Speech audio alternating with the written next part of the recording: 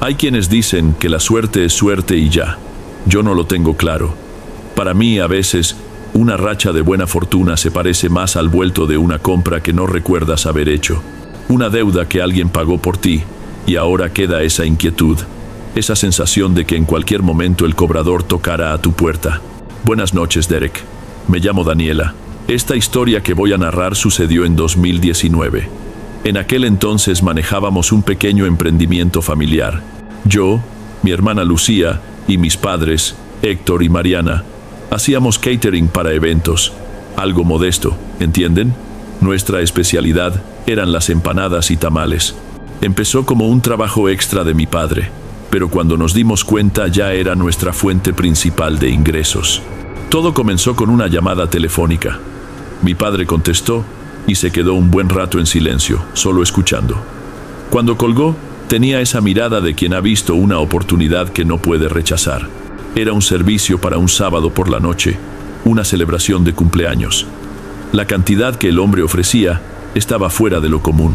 Alcanzaba para cubrir nuestras cuentas durante unos 4 meses y todavía quedaba un dinero considerable.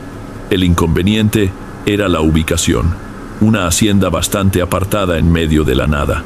Para llegar allá, era casi 1 hora y media por un camino de ripio, sin un solo foco de luz. Mi madre escuchó eso y su expresión cambió inmediatamente. Ella siempre tuvo una intuición especial para estas cosas y la alarma interna le estaba sonando a todo volumen. Héctor, no sé, dijo ella, secándose las manos en un trapo. ¿Qué clase de gente organiza una fiesta en un lugar tan aislado? Mi padre se pasó la mano por el rostro, un gesto que hacía cuando estaba dividido entre la lógica y la preocupación.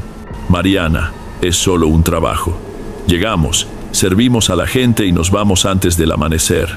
Este dinero nos soluciona la vida. Y nos la solucionó de una manera que jamás habría imaginado. Cargamos todo en nuestra camioneta vieja y tomamos la carretera al caer la tarde. La parte pavimentada fue tranquila, pero cuando mi padre ingresó al camino de tierra, el ambiente cambió. El vehículo se sacudía tanto que las ollas en la parte trasera chocaban entre sí, un ruido metálico que solo me ponía más nerviosa. Afuera, la oscuridad era completa. Los faros eran lo único que cortaba la penumbra, y parecía que estábamos manejando hacia el fin del mundo. Después de una eternidad, divisamos un portón de hierro enorme que definitivamente no combinaba con el caminito maltrecho. Un hombre salió de una caseta, miró la patente de nuestro auto y abrió sin decir palabra. Adentro, el contraste era absurdo. Una mansión iluminada, césped impecable, autos que valían más que nuestra casa. El dueño de la fiesta, un señor de unos 50 años, corpulento y con un anillo de oro grueso en el dedo, vino a recibirnos. Le dio una palmada en la espalda a mi padre. Héctor, qué bueno que llegaron. Están en su casa, acomódense como gusten. Ese "están en su casa" nunca sonó tan falso. Sentíamos las miradas de todos mientras descargábamos nuestras cosas. Montamos nuestra mesa en un área techada cerca de la piscina. Las personas eran corteses, elogiaban las empanadas, pero nadie reía demasiado fuerte. La conversación era contenida, las sonrisas parecían practicadas. Noté que varios de ellos, hombres y mujeres, usaban anillos parecidos al del anfitrión, con una piedra oscura que no reflejaba la luz. Era como presenciar una obra de teatro donde todos conocían el guión, menos nosotros. Mi trabajo era circular con las bandejas. Fue en una de esas idas y venidas que la vi por primera vez. Sentada en una mecedora de mimbre, un poco alejada del grupo principal, estaba una señora muy delgada, encorvada, con un cabello tan blanco que parecía brillar levemente en la parte más oscura del corredor. No conversaba con nadie, no comía, no bebía, solo observaba con los ojos pequeños y muy alertas. Pasé junto a ella y nuestras miradas se cruzaron por un segundo. Inclinó la cabeza, un gesto mínimo, y una sonrisa muy leve apareció en su rostro. No era una sonrisa amistosa, era una sonrisa de quien sabe algo. Comenté con Lucía en voz baja mientras tomaba otra fuente de tamales. ¿Viste a esa anciana ahí en la esquina? Extraña, ¿no? Ella se encogió de hombros, sin apartar los ojos de lo que estaba haciendo. Debe ser la abuela del festejado. Toda familia adinerada tiene una abuela rara. Déjala en su rincón. El servicio transcurrió hasta el final, sin ningún contratiempo. Alrededor de las 2 de la madrugada, la fiesta comenzó a vaciarse y nosotros empezamos a recoger nuestras cosas, ansiosos por salir de ahí. El dueño de la casa vino a arreglar con mi padre y le entregó un fajo de billetes, que era bastante más de lo acordado. Mi padre intentó rechazar el exceso, pero el hombre insistió. Es por el trabajo excelente y por el valor de venir hasta aquí. Tengan cuidado en el regreso. Este camino no es amigable de noche. Si prefieren, pueden quedarse y salir con la luz del día. La oferta sonaba gentil, pero la forma en que lo dijo daba a entender que no era una simple invitación. Mi padre, sin embargo, fue firme, agradeció, dijo que necesitábamos regresar a casa esa misma noche y que íbamos con cuidado. Estábamos colocando las últimas cajas en la camioneta cuando la anciana apareció al lado del portón, cerca de donde estaba el vigilante. No la vi caminando hasta allá. Simplemente surgió. Vino en dirección a mi madre, quien dio un paso hacia atrás, sin siquiera pensarlo. La señora tomó su mano. La piel de la anciana parecía papel delgado y estaba fría, a pesar del calor de esa noche. «¿Ya se van, mis hijos?» La voz de ella era baja, un susurro áspero. «Sí, señora». «El trabajo terminó», mi madre respondió tratando de retirar la mano, pero no pudo. La señora apretó levemente los dedos de mi madre y nos miró a cada uno, uno por uno. Su mirada parecía atravesarnos. «El camino es oscuro, pero no se aflijan. Tendrán compañía. Yo voy a vigilar el sendero para que lleguen bien». Mi padre forzó una sonrisa. «Agradecemos la preocupación, señora, pero no necesita molestarse». La sonrisa de ella se ensanchó un poco, pero no llegó a los ojos. «No es molestia, es cuidado. Vayan tranquilos». Soltó la mano de mi madre y se quedó parada ahí, viéndonos entrar al auto, pareciendo una estatua pequeña y encorvada en la oscuridad del jardín. El portón de hierro se cerró detrás de nosotros con un ruido metálico, y la oscuridad del camino se apoderó de todo. Dentro de la camioneta, nadie hablaba. El único sonido era el del motor y las piedras golpeando debajo del vehículo. Mi padre tenía ambas manos firmes en el volante, los nudillos blancos. Mi madre miraba fijamente hacia adelante, pero yo sabía que no estaba viendo el camino, sino repasando las palabras de aquella señora en su cabeza. «Daniela, Lucía, acuéstense en el asiento», mi padre dijo de repente con voz baja y tensa. «Agáchense, no quiero que nadie las vea». La orden era extraña. Parecía todavía con miedo de la gente de la fiesta, de algún peligro real que pudiera seguirnos. Obedecimos sin cuestionar. Acostada, con el rostro hacia la tapicería con olor a polvo, solo sentía el balanceo del auto. Lucía estaba quieta a mi lado. Pensé que se había dormido, pero su respiración estaba demasiado controlada. Pasaron unos 10, tal vez 15 minutos de puro silencio y traqueteo. No aguanté la curiosidad y levanté la cabeza un poco, lo suficiente para espiar por encima del hombro de mi padre. El camino continuaba igual, un túnel oscuro en medio del monte. Fue entonces que el auto comenzó a perder velocidad. Mi padre quitó el pie del acelerador sin decir nada, y fue ese silencio repentino lo que me hizo mirar hacia adelante. Fue cuando él susurró: «Mariana, ¿qué es aquello?». Mi madre se inclinó hacia adelante, entornando los ojos. «No puede ser». Me incorporé un poco más para ver. Allá adelante, en el límite del alcance de los faros, al borde del camino donde apenas cabía nuestro auto, había alguien parado, una silueta delgada, encorvada. Conforme nos acercábamos, la forma se volvía nítida, inconfundible. Era ella, la anciana de la hacienda. Para el auto: «Héctor, ¿qué hace ella ahí en medio del monte?». Mi madre casi gritó, la voz aguda de pavor. «¿Parar? ¿Estás loca?». Mi padre respondió, el miedo haciéndolo agresivo. «¿Cómo llegó aquí?». Lucía se levantó a mi lado con cara de no entender nada. Ella también la vio. El chiste que esperaba de ella nunca llegó. La señora estaba inmóvil con medio cuerpo oculto por la vegetación seca. No parecía perdida ni asustada. Cuando nuestro faro la iluminó por completo, nos miró y sonrió, la misma sonrisa de antes. Y entonces, lentamente, levantó la mano e hizo un gesto, como diciendo: «Pueden seguir, el camino está libre». Mi padre no esperó un segundo más. Pisó a fondo el acelerador. El motor rugió y la camioneta dio un tirón hacia adelante. Pasamos junto a ella tan rápido que fue solo una mancha. Por impulso, me di vuelta y miré por el vidrio trasero. No había nada. El camino estaba vacío, sumido en la oscuridad. Había desaparecido simplemente en el instante en que pasamos. El silencio que se instaló en el auto después de eso era algo nuevo. Ya no era un silencio de tensión, era un silencio de puro, absoluto terror.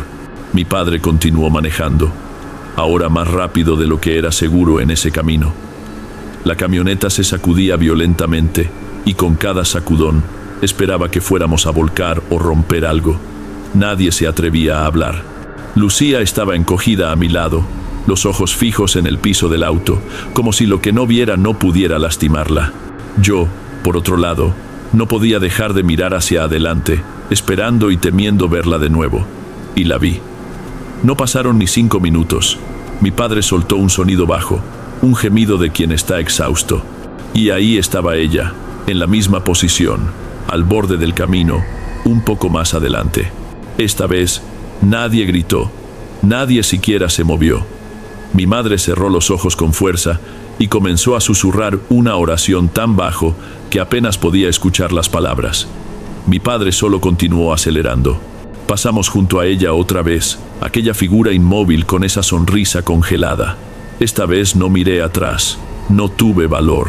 La cosa se repitió 2 veces más, siempre la misma escena.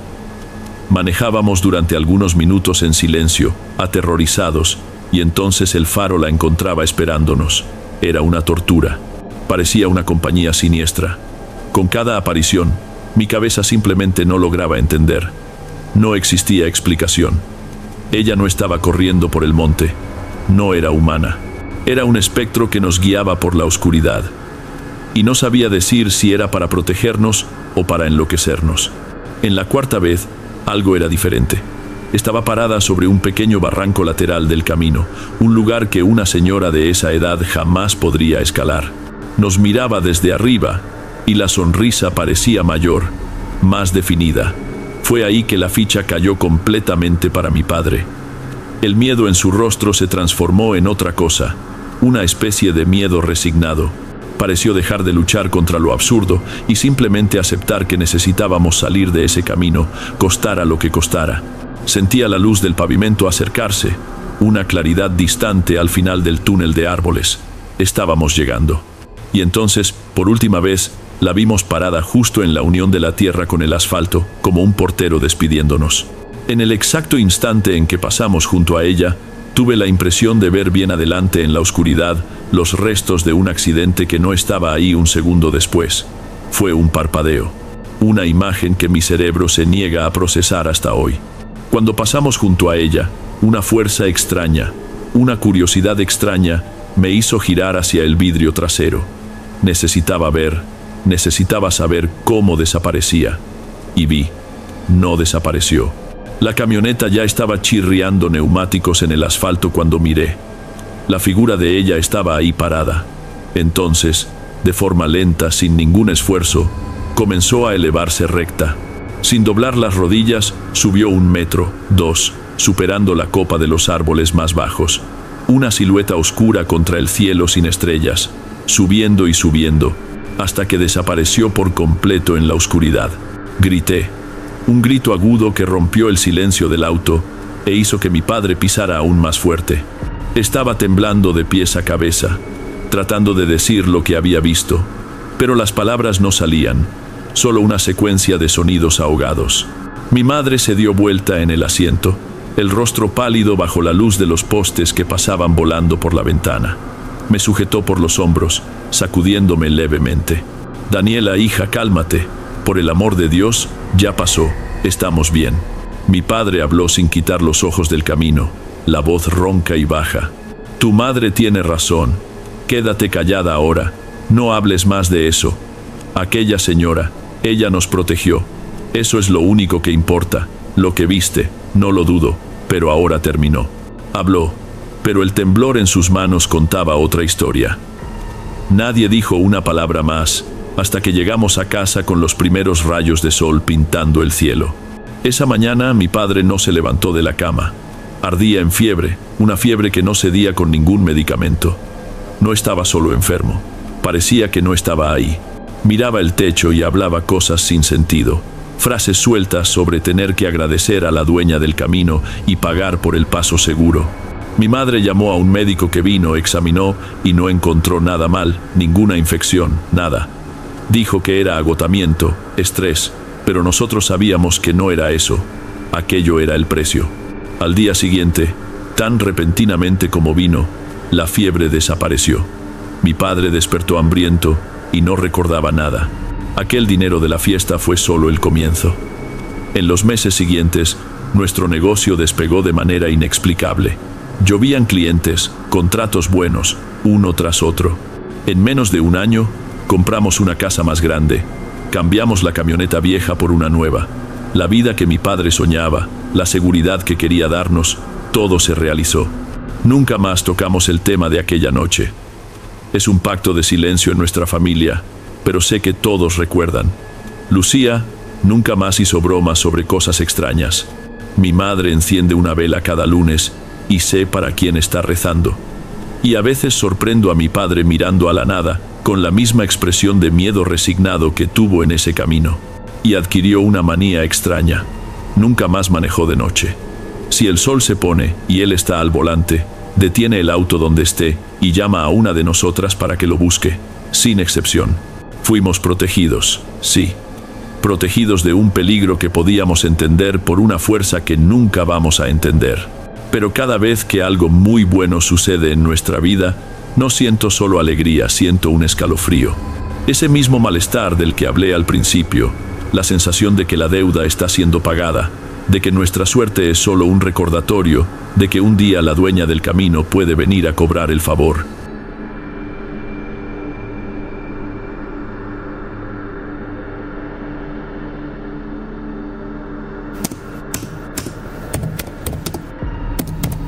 Creemos que heredamos de los abuelos solo el apellido, la casa, unas fotos descoloridas, pero hay cosas que no vienen en el testamento.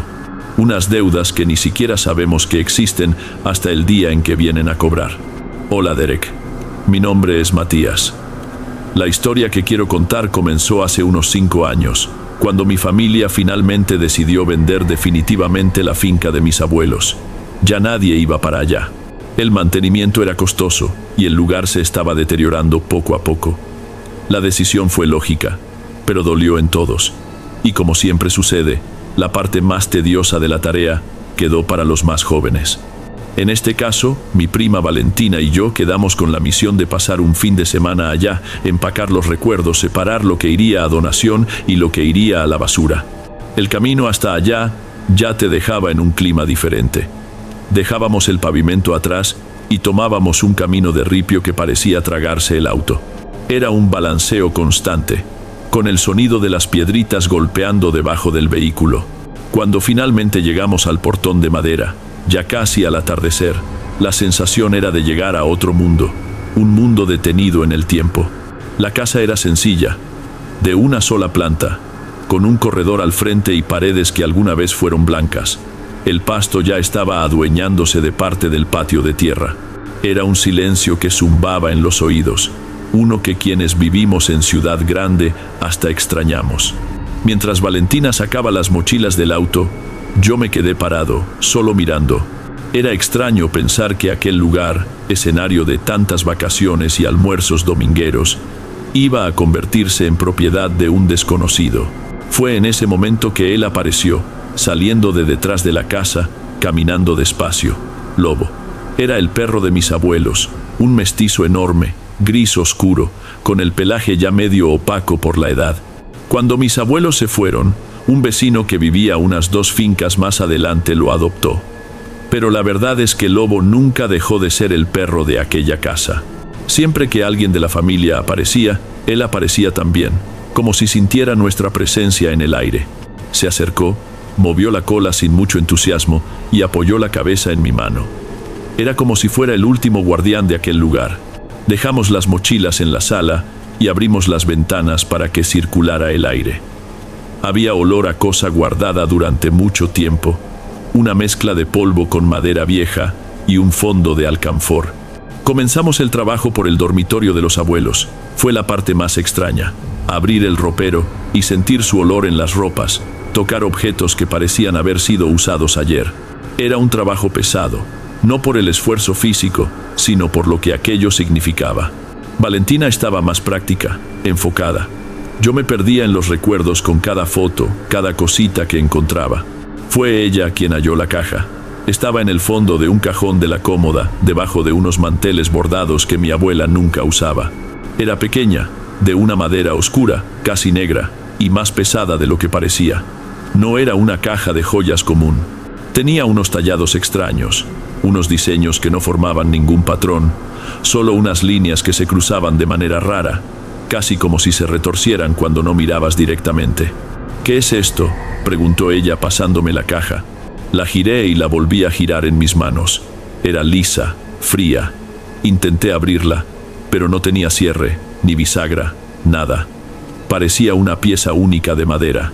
Fue ahí que noté a Lobo. Estaba parado en la puerta del cuarto, pero no quería entrar. Se quedaba solo mirando la caja en mi mano, con las orejas medio hacia atrás. De repente, comenzó a gemir, un sonido bajo, sufrido. Después, sin motivo alguno, fue hasta la esquina de la sala y comenzó a rascar el piso de madera.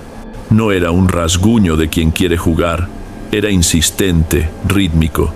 «¿Qué le dio?», pregunté, colocando la caja de vuelta en la cómoda. «Debe haber olido alguna rata o comadreja ahí debajo», respondió Valentina, ya volviendo a vaciar otro cajón. «Déjalo tranquilo». Pero yo no pude dejarlo tranquilo. Lobo no paraba, y no miraba el piso que rascaba, nos miraba a nosotros.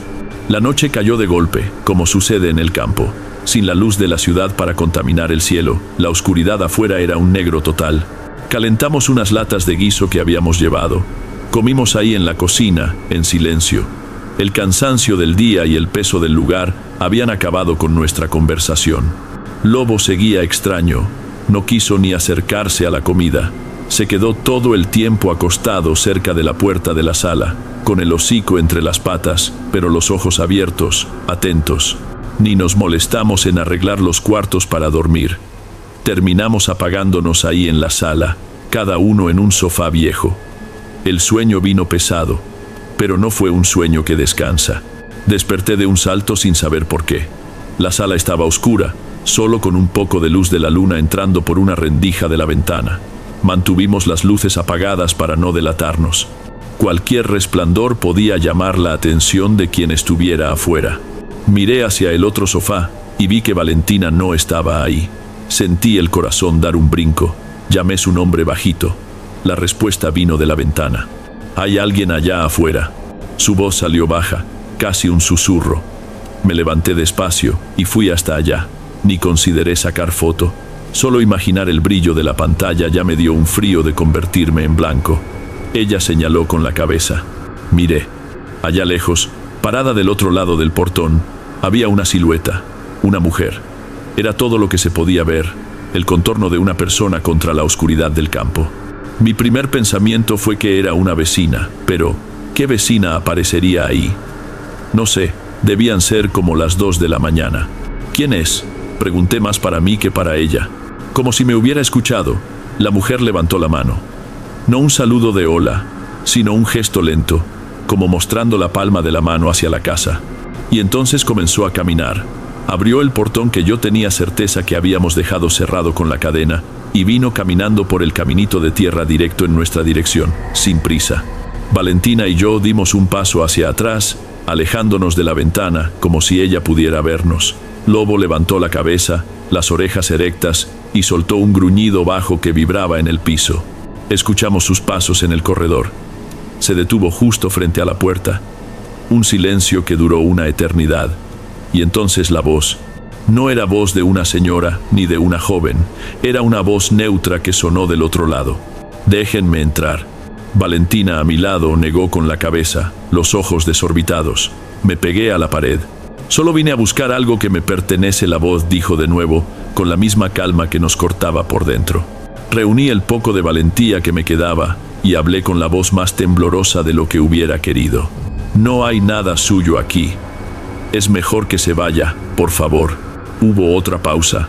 Sus abuelos me deben, dijo, y esta vez había algo diferente en el tono, una impaciencia. Voy a entrar. En el instante en que dijo aquello, un sonido de rasguño comenzó en la puerta. No con uñas, parecía algo de metal, rayando la madera de arriba abajo. Valentina agarró lo primero que vio, un sillón pesado, y entre los dos lo empujamos contra la puerta principal con un golpe sordo. «¡La puerta de atrás!», ella gritó bajo. El sonido del otro lado se detuvo, y entonces escuchamos un ruido de carrera rápida en la tierra del patio. Estaba dando la vuelta a la casa. Corrimos hacia la cocina, el corazón disparado. La puerta trasera era más frágil, de madera y vidrio. Llegamos a tiempo de girar la llave en la cerradura y pasar el pestillo, justo cuando la manija giró con fuerza. 1, 2, 3 veces. Después, silencio otra vez. Nos quedamos ahí parados en la oscuridad de la cocina, conteniendo la respiración, tratando de escuchar cualquier cosa. Lobo en la sala ladraba sin parar, un ladrido ronco, desesperado. Fue Valentina quien tuvo la idea. Me miró, el rostro pálido en la oscuridad. «Necesito llegar a la ventana de la sala», habló, la voz decidida. No entendí, pero solo asentí con la cabeza. Volvimos sin hacer ruido.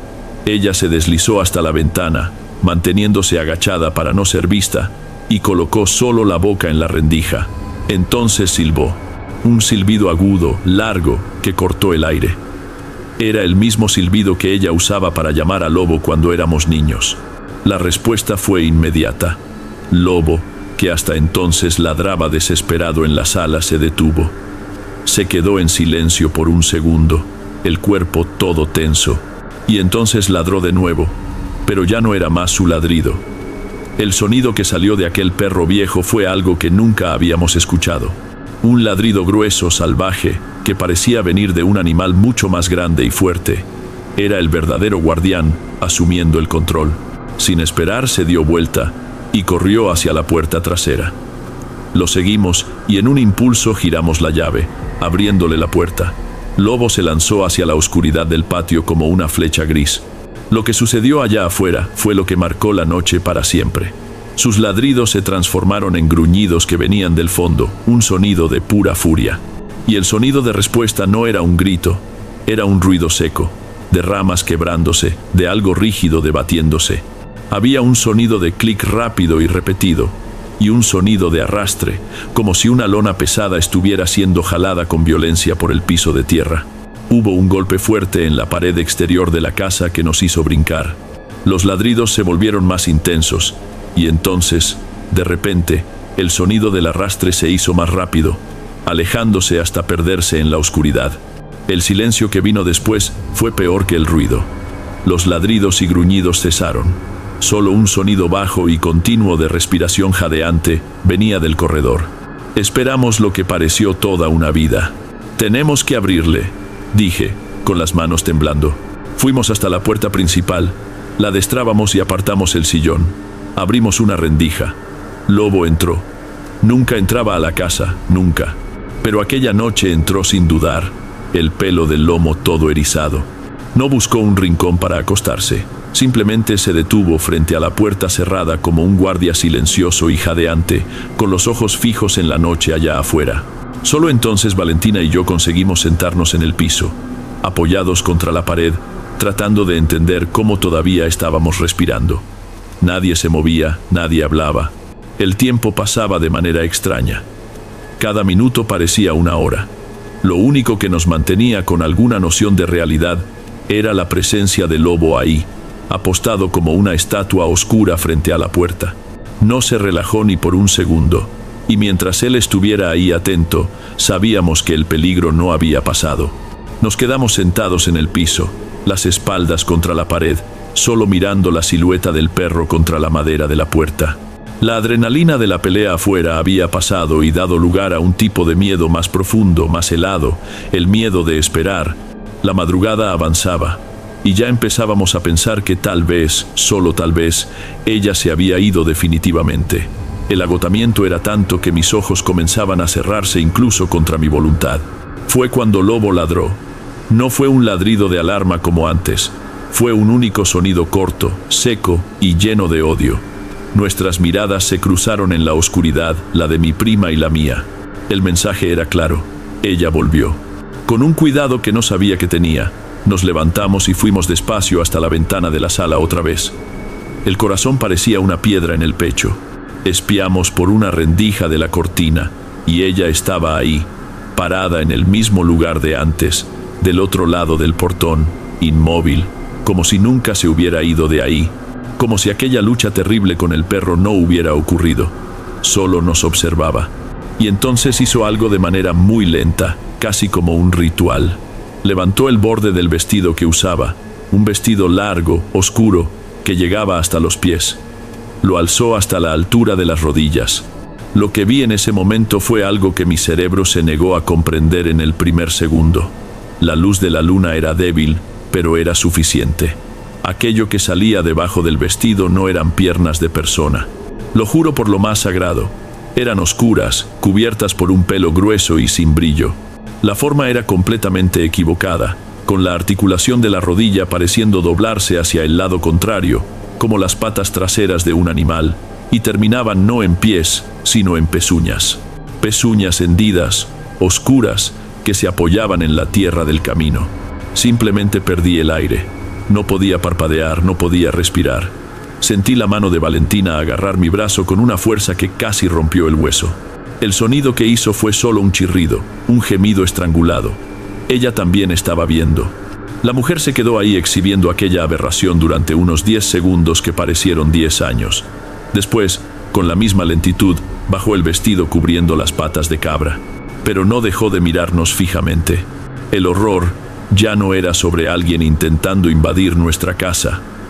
Era sobre saber qué tipo de cosa estaba allá afuera, vigilándonos desde la oscuridad. Mientras mirábamos paralizados, hizo otro movimiento. Llevó la mano a la espalda y sacó algo. La luz débil de la luna se reflejó en un metal opaco manchado. Era una tijera de podar, de esas bien grandes y antiguas, toda cubierta de un óxido oscuro. Sostuvo la herramienta con ambas manos a la altura del pecho. No apuntó hacia nosotros, solo la elevó en el aire en dirección a la casa. Y entonces, con un gesto rápido y violento, cerró las hojas como si estuviera cortando una cuerda invisible en el aire. En el mismo instante, escuchamos un chasquido alto y seco dentro de la sala.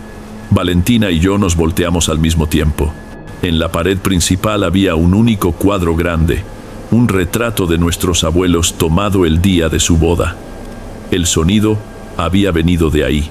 En el vidrio que protegía la foto, una grieta fina, como un hilo de cabello, había aparecido, comenzando arriba y bajando en zigzag, pasando exactamente entre los rostros sonrientes de ellos. Cuando volvimos a mirar por la ventana, ella continuaba ahí, parada con la tijera en la mano, como si admirara el trabajo hecho.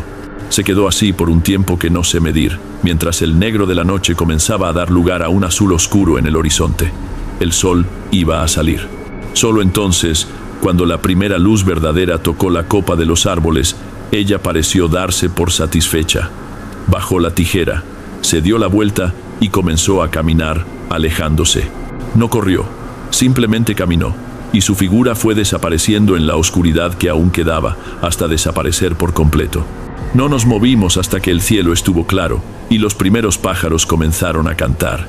Nuestros otros primos llegaron más tarde esa mañana, riendo y haciendo bromas. Intentamos contar, intentamos explicar la mujer, el perro, las patas de cabra, la tijera, el retrato agrietado. Nadie creyó. Pensaron que habíamos bebido o que el cansancio nos hizo imaginar cosas. El vidrio quebrado. El marco debía estar viejo. La madera trabajó y se agrietó, dijo un tío. Vaciamos la casa, pero nunca más encontramos aquella cajita de madera. Es como si nunca hubiera existido. La finca fue vendida unos meses después. Nunca más volví allá. A veces, cuando la familia se junta y alguien toca el tema de la venta, Valentina y yo intercambiamos una mirada. Nadie habla sobre aquella noche, pero nosotros sabemos. Sabemos que aquello que nos visitó a las 2 de la madrugada no era un fantasma cualquiera, era un cobro. Y tengo para mí que con aquel gesto de la tijera, la deuda de mis abuelos no fue saldada, solo fue transferida a nosotros. Lobo murió de viejo más o menos un año después de lo que sucedió, y ahora no hay más guardián vigilando por nosotros.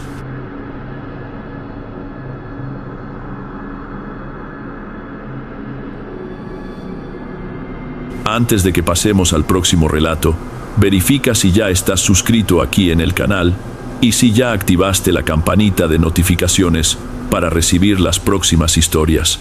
Aprecio tu compañía y tu apoyo hace toda la diferencia. Bien, continuemos.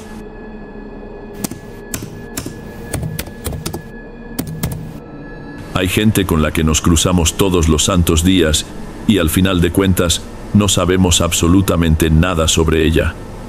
Damos los buenos días, intercambiamos una o dos palabras sobre el trabajo y ya. Cada uno carga un universo particular por dentro y nosotros solo vemos la cubierta.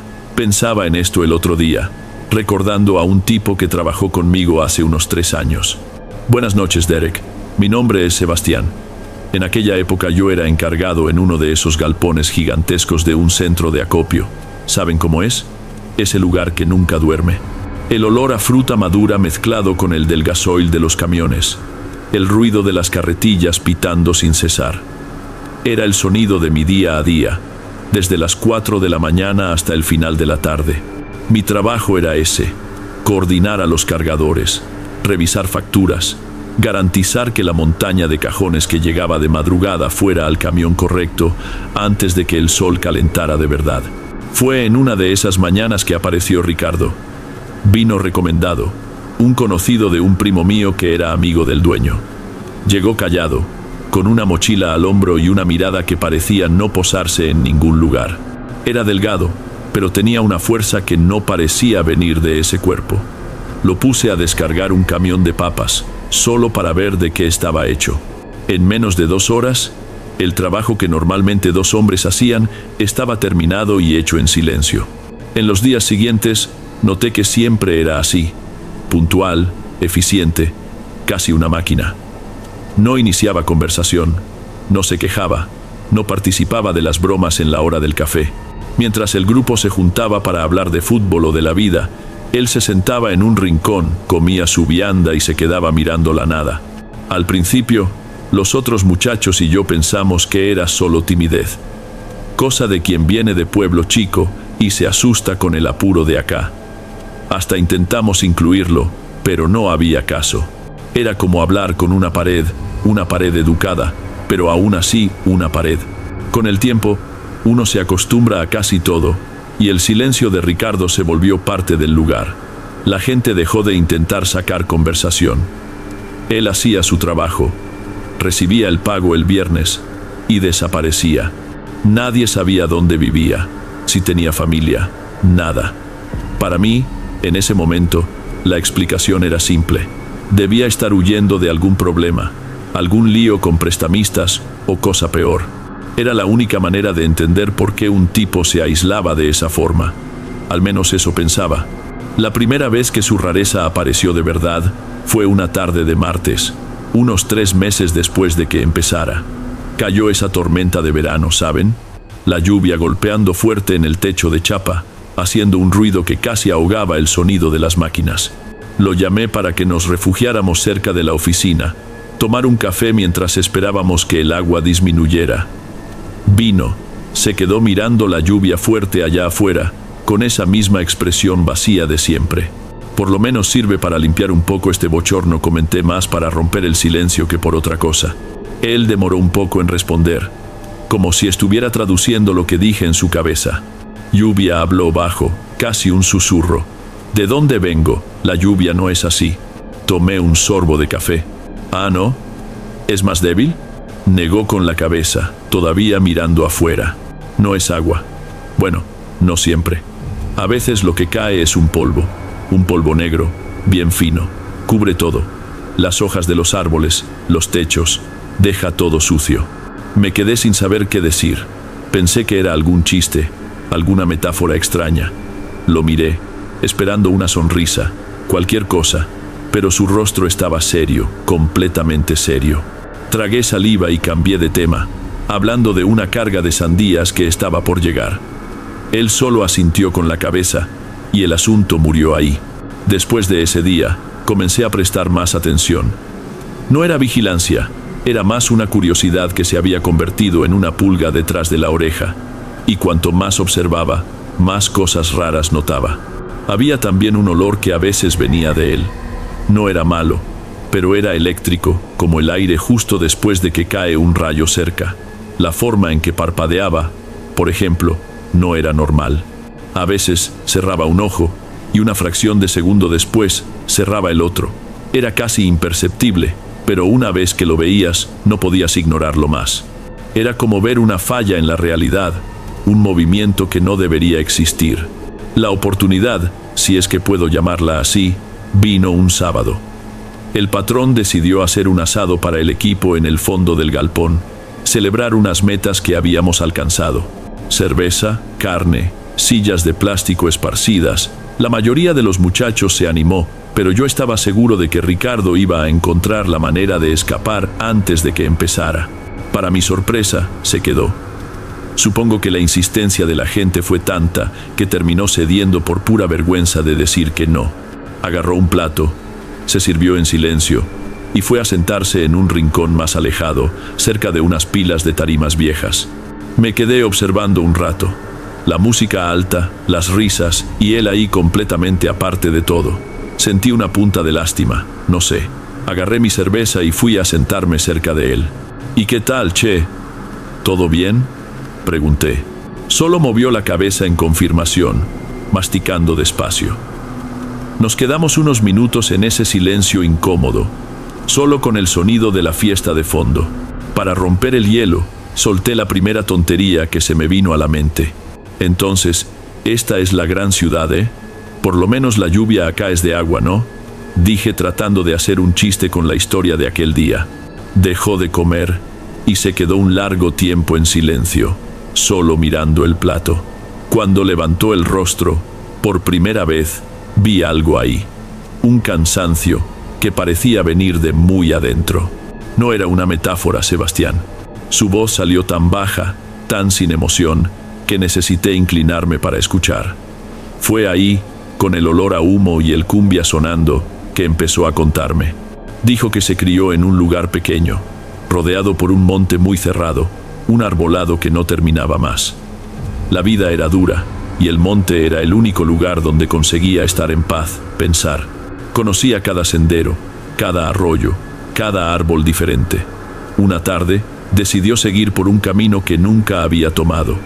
No estaba lejos, todavía reconocía el área, pero era nuevo. El suelo estaba cubierto de hojas húmedas, ese olor fuerte a tierra. Fue entonces que la vio. Entre dos árboles enormes con las raíces expuestas, había una puerta, solo la puerta, de madera vieja con la pintura descascarada. No había pared, no había casa, nada, solo la puerta plantada en medio de la nada.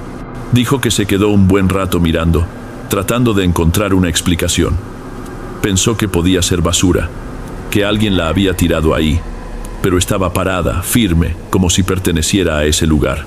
La curiosidad fue más fuerte. Se acercó, tocó el picaporte de metal oxidado y giró.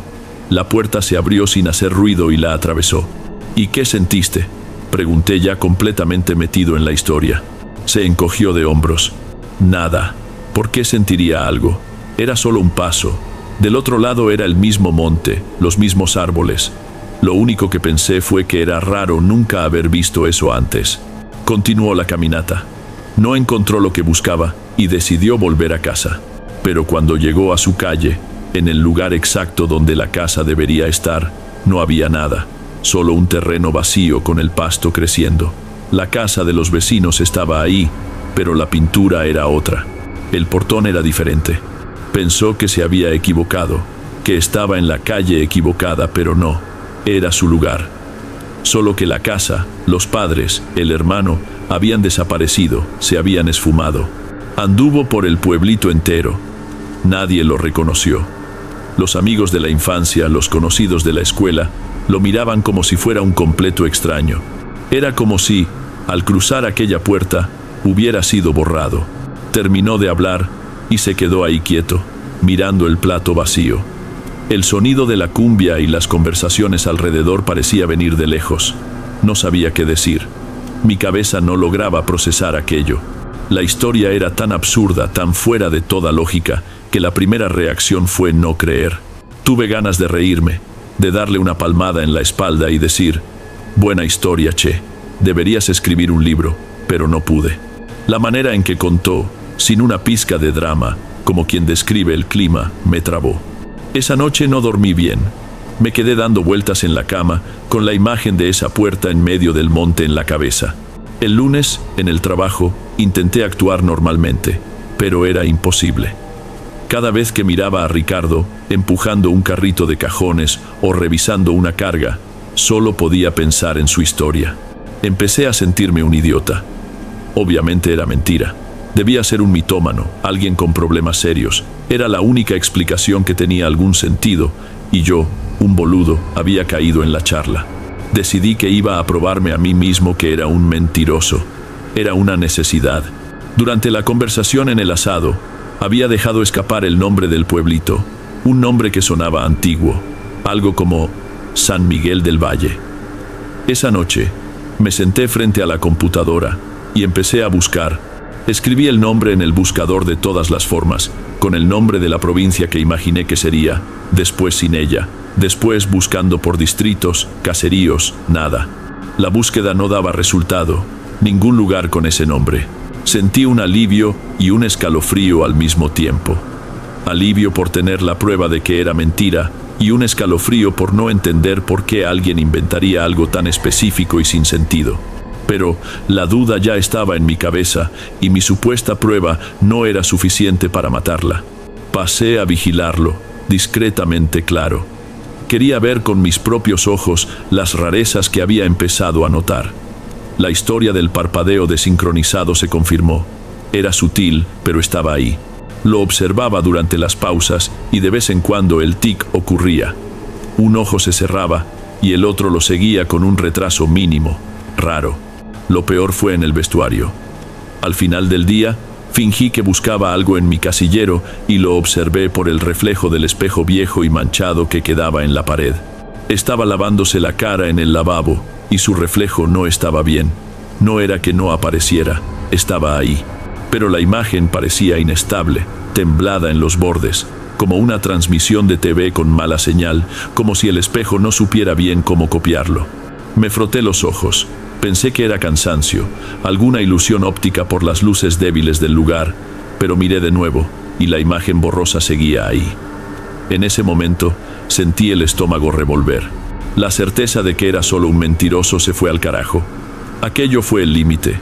No podía seguir fingiendo que todo era normal durante el día y pasar las noches en vela, rumiando esa locura. Necesitaba una respuesta definitiva, aunque fuera la peor posible. Al día siguiente, esperé que el movimiento disminuyera cerca del fin de turno. Encontré a Ricardo terminando de organizar unos cajones en el fondo del galpón, en un área mal iluminada. Respiré hondo y fui hacia él. «Ricardo, ¿podemos hablar un minuto?» Se dio vuelta sin ninguna sorpresa en la mirada. Solo dejó de hacer lo que hacía y esperó. «Esa historia que me contaste», comencé, la voz saliendo más baja de lo que pretendía. «No puedo sacármela de la cabeza. Vi cosas, Ricardo, la forma en que parpadeas, tu reflejo en el espejo. Necesito que me digas la verdad». Me miró fijamente por largo tiempo. El silencio solo era roto por el zumbido distante de un refrigerador. Esperaba que negara, que dijera que yo estaba loco, pero solo dio un suspiro, un sonido de puro cansancio. «Ya te dije la verdad, Sebastián. Vos sos el que no quiso creer. Entonces probámelo», disparé. El nerviosismo me hizo hablar sin pensar. «Móstrame algo, cualquier cosa». Metió la mano en el bolsillo trasero del pantalón y sacó una billetera vieja de cuero gastado. De adentro sacó un documento de identidad. No era un DNI. El plástico, el formato, todo parecía oficial, pero la diagramación era extraña. La foto era de él, sin duda, pero el escudo en la parte superior del documento era un símbolo que nunca había visto en mi vida. El nombre del organismo emisor era algo como Secretaría de Identificación Civil del Estado Integrado. Antes de que pudiera decir algo, sacó 2 billetes arrugados. Eran como los nuestros, con dibujos y números, pero los rostros en los billetes eran de personas desconocidas y los valores eran en australes, una moneda que no existe hace décadas, con un diseño que jamás había visto. Se me revolvió el estómago. Esto puede ser falso, tartamudeé más para convencerme que para acusarlo. Ricardo no dijo nada. Miró alrededor, agarró un clip de metal que había caído de una caja y, sin dudar, pinchó la punta del dedo índice. Levantó la mano a la altura de mis ojos. Una gota de sangre comenzó a formarse en la punta de su dedo. Era roja, claro, pero no era nuestro rojo.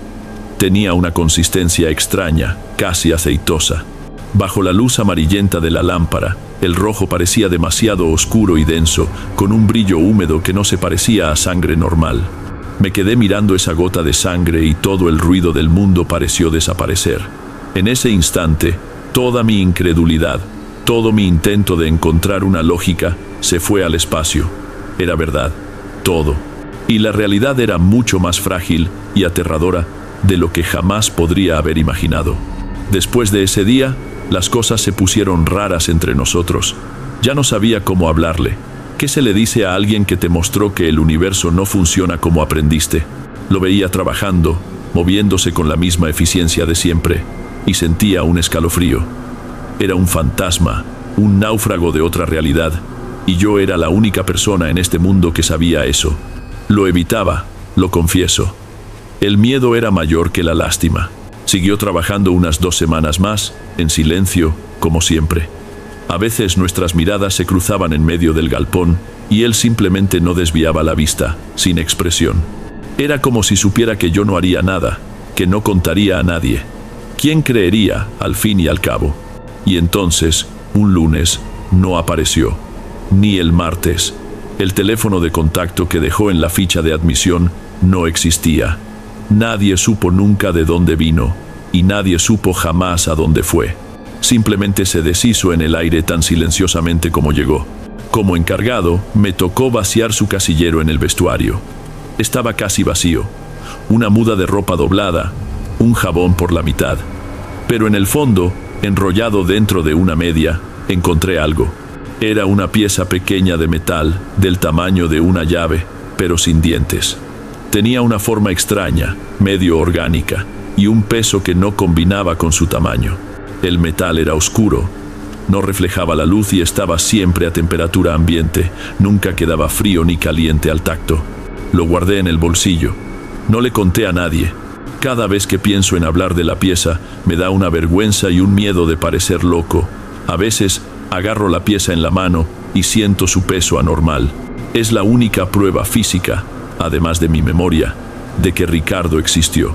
Pienso en él, en el mundo que perdió. Pienso si encontró otra puerta, si logró volver, o si simplemente fue a parar a un tercer lugar, aún más extraño que el nuestro. No sé, y creo que esa es la peor parte. El galpón ya no es el mismo para mí. Cada rincón oscuro, cada puerta de depósito entreabierta me causa un escalofrío. Si una puerta apareció en medio de un monte cualquiera, ¿por qué otra no podría aparecer acá entre las pilas de cajones y el olor a fruta madura? Su historia me dejó con esa sensación, esa duda terrible. Uno solo está seguro en su realidad hasta dar un paso en falso.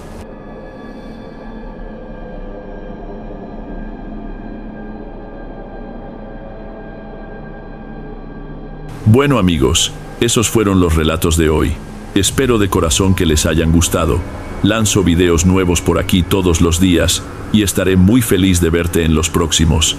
Ahora en la pantalla estoy dejando otros 2 buenos videos que seguramente te gustarán. Un abrazo de Derek y te veo por allá.